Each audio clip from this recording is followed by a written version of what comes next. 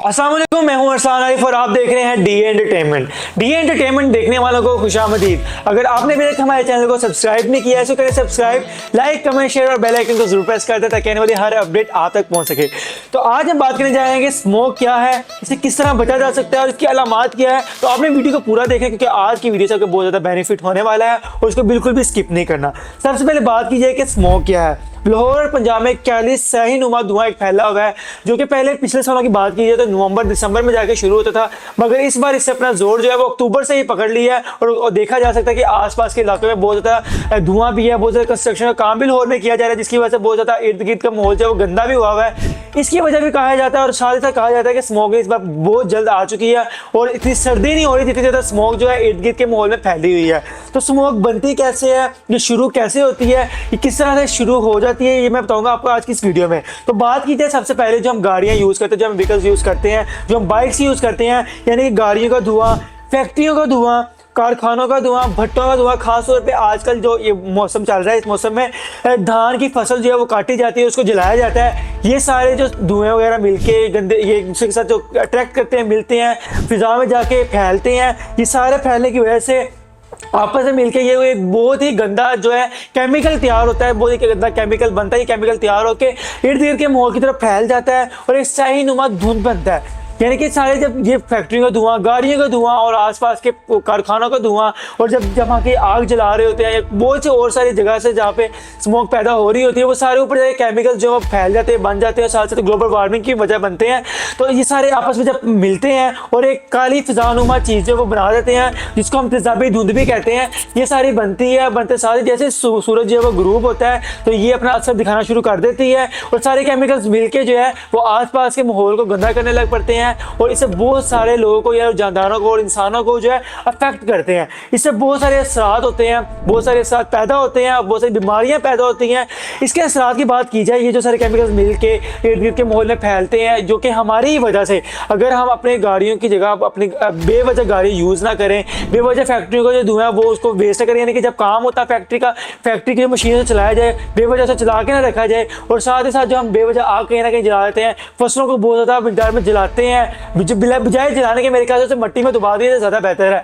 अगर हम ये चीज़ें ना करें तो शायद ये तेजाबी केमिकल्स है, तेजाबी फ़िज़ाई आलूदगी पैदा ना हो, मगर अब ये पैदा हो रही है और बहुत जल्दी फैलना शुरू हो भी चुकी है। तो इसके असरात क्या है, मैं आपको सबसे पहले इसके असरात और इसके अलामात जो वो बताता हूँ। अब बात की जाए इसके असरात के अलामात की, सबसे पहले जो इफेक्ट ज़्यादा करती है वो करती है इंसानों को और जानदारों को बहुत ज़्यादा अफेक्ट करती है, बहुत ज़्यादा असर पड़ता है इनके ऊपर। और इनके अलामात की बात की जाए, जब कोई शख्स जो एक्सपोज होता है, जब कोई शख्स जो बाहर निकलता है, उसके जो निज़ाम सबसे ज़्यादा मुतासिर होते हैं वो निज़ाम तनफ़ुस मुतासिर होता है, इसकी स्किन मुतासिर होती है, इसकी आँखें मुतासिर होती हैं, साथ ही साथ इसके गले में खराश, खांसी, सांस में दुश्वारी, सीने में घुटन, आंख लाल, फेफड़ों में इन्फेक्शन और फेफड़ों में जलन, सीने में जलन, और साथ ही साथ स्किन रेड हो जाना, खारिश होना, और लंबे अरसे तक जो है स्मोक में अगर वो रहता है तो इसकी ये सब अलामात के अलावा बहुत बड़ी बीमारी भी हो सकती है। सबसे बड़ी बीमारी जो है वो है फेफड़ों का तबाह करना, फेफड़ों का ख़राब होना, और साथ ही साथ इम्यूनिटी लेवल जो हमारा वो लो हो जाता है, थकावट बहुत ज़्यादा फील होती है, हमें हल्कापन महसूस होता है, दिमाग बहुत ज़्यादा हल्का होने लग पड़ता है। और सबसे ज़्यादा ये जो स्मोक है जो अफेक्ट करती है वो बच्चों को बहुत ज़्यादा अफेक्ट करती है, बूढ़ों को बहुत ज़्यादा अफेक्ट करती है,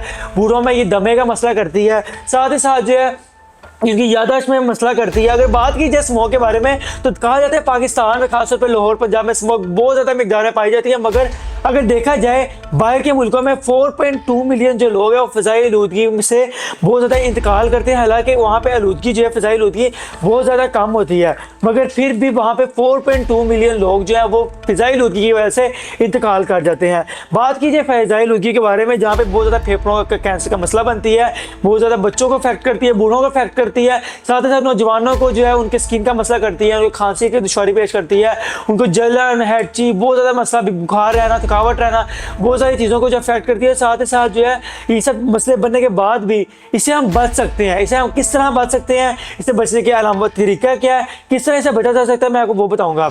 अलामात आपने सुन ली किस तरह बनती है, ये भी आपने सुन लिया। आप बात करते हैं कि किस तरह इनसे बचा जा सकता है। तो इनसे बचने की खास वजह, खास तरीका सबसे पहला ये है कि हमें मास्क पहनना चाहिए। अगर हम गाड़ी में सफ़र कर रहे हैं हमें शीशे बंद कर लेने चाहिए। बाइक पर सफ़र कर रहे हैं हेलमेट का यूज़ कर लें।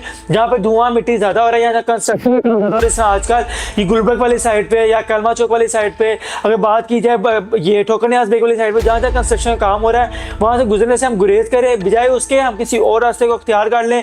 घरों में हम ज़्यादातर रहें, और जब हम बाहर से यानी कि बाहर किसी काम से होकर आएँ, बाहर किसी अर्जेंट काम से जाएँ, वहाँ से घर वापस आएँ, तो हम मुँह कुली करें, उसके बाद नाक में पानी डालें, आँख में पानी डालें, फिर फेस वॉश करें, हाथ धोएं। उसके अलावा साथ ही साथ अगर पॉसिबल हो तो जिसे कहते हैं भाप लें हम, और अपने आप को बिल्कुल महफूज करके फिर हम घर में बैठें। पानी का हम ज़्यादा इस्तेमाल करें, फलों का ज़्यादा इस्तेमाल करें, अपने इम्यून सिस्टम को हम ज़्यादा स्ट्रॉन्ग करेंगे तो फिर ही हमारी पूरी बॉडी जो है वो बची रहेगी। तो ये सब अलामात पर अमल करें और अपने आप को और अपनी फैमिली को स्मोक से बचा कर रखें और ज़्यादा से ज़्यादा घर में रहने की कोशिश करें। आपने सबसे पहले ये है कि स्मोक के बारे में सुन लिया, इसके अलामात भी सुन लिए। अगर आपको अलामात ज़ाहिर हो रही हैं तो इससे बचने की अलामात भी मैंने बताई हैं, उस पर अमल करें, अपने आपको और अपने प्यारों को इससे महफूज रखें। आपको आज की वीडियो कैसी लगी कमेंट बॉक्स में ज़रूर बताइएगा, और आपको अभी भी ये अलामात शो हो रही हैं या नहीं, और किस चीज़ को अलामात ये शो हो रही है उसको ज़रूर बताइएगा।